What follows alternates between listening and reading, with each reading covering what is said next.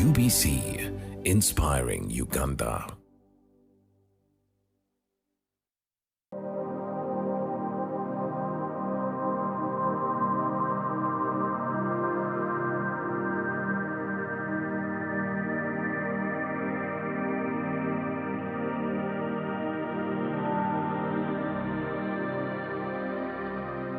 The Journey program on UBC TV. Hello viewers, I'm very glad to be back on air with you today. My name is Nasanga Margaret, coordinator at Uganda Alcohol Policy Alliance, where we basically do advocacy for alcohol harm regulation, protecting not only the gains, but the people also that we have in Uganda. For the gains, I think as women, we have a lot to celebrate. And behind this celebration, we have a lot of men. Just as they say that behind every successful man, there is a woman, I think even to us, the women who are successful today, in whatever measure your success is, at least there is a man who has contributed. So I'd like to take this opportunity to applaud the men who have supported their sisters, who have supported their wives, who have supported their friends to be who they are today. Actually, when you check globally, there are a lot of small, medium enterprises that women have made. They have been supported to do. There has been a lot of financing for some of those enterprises. And for the other ones who are in the office practice, I think we have a lot of people who have stood by us, a lot of men who have stood by us, who have created us and given us more time to be able to offer to the elite work that we are doing. So we applaud you. To the theme of the year, yes, the justice and the rights and the action. Actually, for this year, last year, I would say a lot has happened. That's why during the campaigns this time, there was a notion of protecting the gains. And I think even as the women, we have a lot that we have gained so far.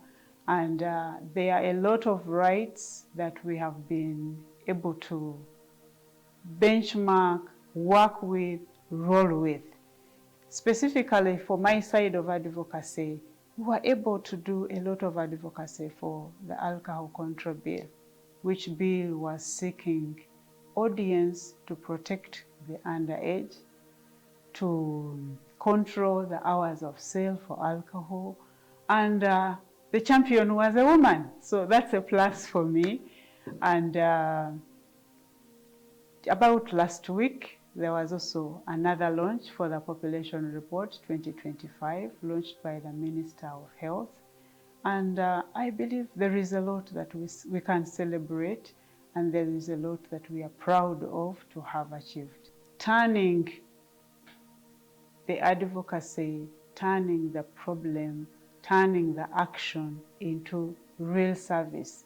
It has been the driving force of almost the advocacy that we've done in the year. Initially, you would find that alcohol consumption, alcohol-related harm would be associated to the individual. But you find that a lot of stakeholders have come up, a lot of pioneers have come up, the religious, the cultural leaders, the civil society, individuals have come out to work together to get a critical mass that can drive this advocacy for a nation free from alcohol-related harm. So you find that there is a bigger critical mass today driving advocacy of the alcohol control bill up to the center of parliament and making it a national discussion at the floor of parliament. For us, it's a plus. Even if the bill was thrown out, but it was the first time that the bill was reaching such a status of discussion, being on the order paper and getting national audience. Justice through community mental health. Time reached that we realized that as we are advocating for national advocacy, the community suffers the biggest, because when we have a substance using person, this person belongs to a community. They are the ones who suffer the sleepless nights. They are the ones who spend their small resources that they would have used for other things to cater for this substance using person. So we have reached to the community leaders, the cultural leaders, the religious leaders, the relevant leaders in the community to get to devise means of how they can protect their own. As we wait for the national law, the support has to be geared from down. You protect your own as we wait for the national law. And we are very proud that they have come out strongly. Inter-Religious Council has been very supportive. The cultural leaders of Padel right now, they have a cultural kind of bylaw, regulation. They know how to speak to their subjects, speak to their clan members on how to control alcohol use. The issues of gender-based violence, it's a big deal for the women and the young girls. Even the boys are equally affected, but more so the women and the girls. And you find that under such circumstances, there is a shift of responsibilities, because at that moment you find that maybe even provision of food is not there. The scholastic materials are not there. So there is a heavier burden that falls back on the woman, the mother of the children. So we are encouraging the women to come out strongly, join groups where they can get support. Nowadays, there is even financial support. We are encouraging them to join village saving and lending associations, form groups and do pilot projects, because most times it is good to prepare, and then when government aid comes, it usually comes to those ones who have already started something. The justice for the girl, it's a national response, because you find that when there is no law, it becomes a bit challenging. And that's why Uganda Alcohol Policy Alliance is out to advocate for a bill, a law. The framework is there, but it is weak without the law. When it comes to school dropout, it affects basically the girls. When it comes to the gender-based violence, then the sexual abuse and what have you, it affects basically the girls. Though statistically, when you check the performance of the girls in the education sector, the number is rising, that is good. But when you check the school dropouts, still the number of girls is higher. So we encourage our legislators. This year, we have new members of parliament in the August House. So we appeal to them this year to prioritize the issue of the bill. We have to protect the underage, specifically those, nowadays we are saying those under 21, because at 18 the brain is still developing. They're still children. In the communities, UWAPA has been with a project in Kawempe, and we've been with safe spaces. We have 5 spaces in Kawempe, and we've been reaching out to the girls, mentoring them to be peer mentors to help us support other young people. We've been also reaching them through sports, because Kawempe is a slum area. It's a big catchment for young people who are, most of them are jobless, they are out of school, and even the work is not there for them. So there is a Stay Fit, Stay Lit project where we've been able to provide sports equipment, sports coaches, and in those communities, every week, at least they will do sports. And majority have benefited out of it, whereby the time they would spend with the bad peers, the time they would spend in drugs and bad behaviors, at least now, they have an alternative of the volleyball, of the football, of the netball. For our advocacy, actually, women has been at the forefront. In the 2016s, it was Honorable Namboze driving the alcohol control bill. Now, previously, it was Honorable Sarah Pendi. I don't know, it may come, the next one might also still be a woman. And we applaud them for the strength, because it takes a lot of strength, it takes a lot of courage, and a big heart for the nation, for the women and the girls. So we've been with the women supporting us at the far front, and really they have sacrificed a lot, and we applaud them for that. However, even the men have been there. We can't say that the women have been doing it alone, because in those strategy meetings, even the men have been there, and we applaud them, and we call them again, because we are relaunching again afresh with a new August House to orient them with what exactly we are asking for, in order to avoid being misquoted for a complete ban, yet it's a regulation. To the woman, it becomes a double burden, because when we lose the support of the man in the house, when they are hooked up in the bars, it means at the end of the month, the return of their investment of energy at the place of work won't reach home. So it means that the woman who has been already taking up her portion of the burden is now taking up the portion of the man. So it becomes a double burden. So we call upon the men, we call upon our brothers, we call upon our husbands, kindly remain on course. The woman needs your support in order to take care of the children that you have. The normal formal dialogues that we used to have in the homes are no longer there. Even our children have phones, so at times they're also on their phones. So I think for this era, we need something new. We need to communicate more, we need to communicate better, we need to create more time for each other, such that when you communicate better, it means you will even have less problems. During dinner, your child will be able to share their challenge at school.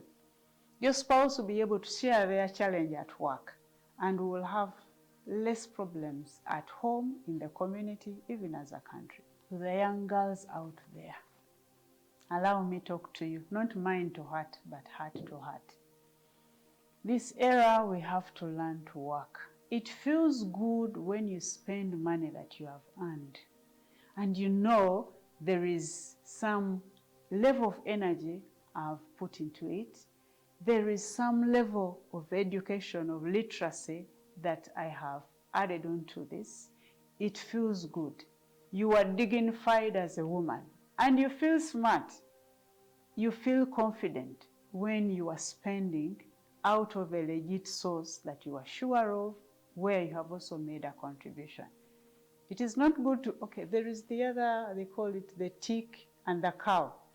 When the tick is off the cow, it can't survive, it dies. So we have to learn to work. God has blessed us with 2 hands, with 2 feet. Walk to your place of work and work. Then there is another cluster of the women that I would like to talk to for this Women's Day. In case you have a business where you know and you feel at heart that I wouldn't want my child, my son, my daughter to consume the product you are selling to other people's children, please take a thorough look at that. If your child cannot consume your product, you don't want your children to consume alcohol, kindly, why would we sell it to other people's children? Tomorrow there will be your in-laws and you suffer the brunt of it. So let's check ourselves. If we are working, let us be productive to benefit all our children and the children of others. I think it's a mindset change that we need to have. Nowadays, people want a lot of easy come, easy to get things. Instant gratification. Because you and I grew up in homes where we didn't have everything, but we knew how to wait. Sometimes even school fees would not be there, and you would sit home for a week. But nowadays, where would the girl end up? In a boyfriend's quarters. You wouldn't even know that she was sent from school. So we need to revamp the mindset. We need to train our children to learn to wait. If it is love, it waits. It has its own. The right time is there for it. You find that the working fraternity, it has become so challenging. And the quality time of the mother and the daughter has diminished. It has dwindled down to almost nothing. Actually, today I was moving and then I said, okay. She had told me, Mommy, you are smart. So I also called her, come, I want to give you a hug because you have given me a good compliment. Time is not there, I know, but there is some small time. Make it quality. That small time, as you drive her to school, as you drive your son to school, make it a quality time. Say something, speak to them, pray with them. By the way, you can forget anything, forget the tea bite, but never fail, never forget to pray for your child. Let them know. They demand for your blessing. Mommy, you have not blessed me. I'm leaving home, but you've not yet blessed me. Such that at the end of the day, in case anything comes, they'll know, okay, Mommy prayed for me. This one shouldn't derail me from my motive. It shouldn't derail me from my goal. So we have to create time. The little time you are there, we create time for extra work at the place of work. So we can create some time. You can attend a first service in the morning, such that you have time to speak to them on a Sunday. Actually, for me, for Women's Day, I applaud the husbands of the working women. I'm one of them, so I applaud him too, because there is a great sacrifice that they have made to sustain us where we are. Actually, you will realize that if they were to demand for everything they have to get as husbands, I think even office work would be hampered a little bit, because somewhere at times they know, oh, someone has not ironed my shirt, and someone will iron it once in a while, which is a plus. So we applaud them. However, I call upon the fellow women. When you get a mile, don't demand a second one. Appreciate the little that has been waved off and don't take it for granted. And let's learn to appreciate them. Once in a while, surprise them also. Thank you. Last time you gave me this. Last time you gave me a favor. Last time you waited for me. At times they come and they are downstairs waiting for you to close the office to go home, and they wait for hours. Then there is also another thing that I would like us, the women, to check. Most of our men are patient, and we are not to their level. Let's learn to be a little more patient with them. A man can wait for a woman for 30 minutes, but a woman cannot wait for 20. For what? I'm going to office. My boss is waiting for me. So that seed that they have planted, let us pay back. If he can be patient with you for 30 minutes, at least you can also do the same. Then at times we need to check ourselves. There are times when, as the women, we send them to the bar, and the man waits for you to sleep for him to be able to come back home. He waits until when the children are asleep, even the woman is asleep, to return home. There are some women who have a tendency that whenever they ask for something, it should be given. However, since there are times when you also have no money, even the men at times, they don't have the money. So at times they even fear to tell us that I have no money. So they run, today, they're going to ask for this and this and this. I think I should go back when I'm drunk. Because when I'm drunk, they know I can't comprehend a thing. In the morning, I leave before they have all woken up.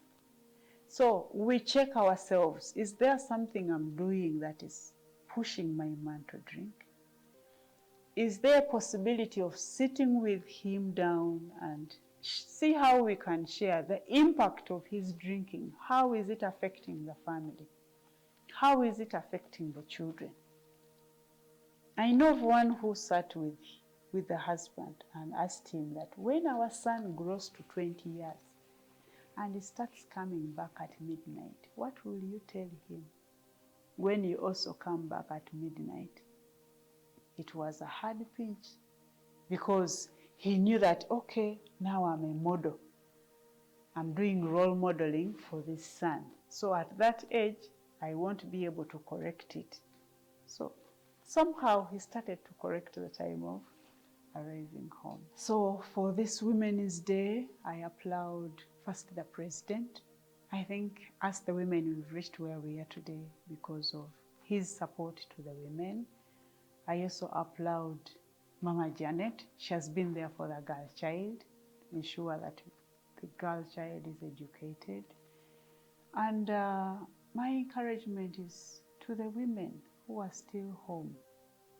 Find something to do. Nowadays, there is a lot that we can do, online and physical work. If you can't, you have no time to go to an office to work, to go to the market to work, there is a lot that we can do online. But ensure that you have an income, an inflow of money coming into your pocket, and you have earned it yourself. For the girl child there, kindly learn to work. This era, gone is the era where the woman used to get everything she needed from her husband. Nowadays, we have to top up. We have to top up what is available. So I encourage the young girls outside there. If you are in school, study. After school, get your job and earn your money. And then to the government, to the legislators, this year we need the bill to protect the gains. Otherwise, we are going to spend the gains in rehabilitation centers, which are very costly. 100,000, minimum 50,000 per day, because our children are in orgies. Nowadays, they have a lot of house parties. Have you realized that? This weekend, we are in so-and-so's homes. We give them the cars. So, if you want to enjoy the shade of a tree, you plant the tree today. So, check in your house. Madam, where you are, my fellow woman, where you are. Do you have a tree in your house that will give you a shade tomorrow? The way you have raised your child will determine whether you have a shade tomorrow or not. My name is Nasanga Margaret, Coordinator, Uganda Alcohol Policy Alliance, and the contact is 0750 44 78 78. I'm very glad to be here, and thank you for listening in. Thank you.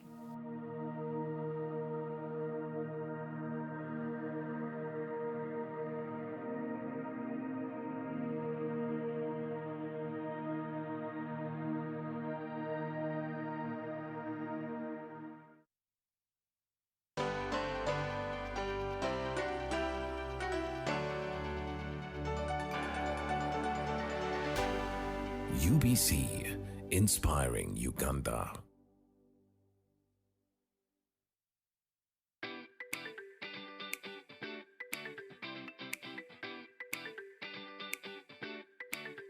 International Women's Day is here, and it's going big. This March 8th, 2026, all roads lead to the Kololo Ceremonial Grounds as Uganda celebrates the power, progress, and potential of women. This year's theme sets the pace, scaling up investments to accelerate the delivery of gender equality in Uganda. This is about action, about investing in women and girls, and about building a stronger, more equal Uganda together. Expect bold conversations, inspiring voices, and moments that move the nation. And if you can't make it to Kololo, no worries. UBC will broadcast the event live across the country.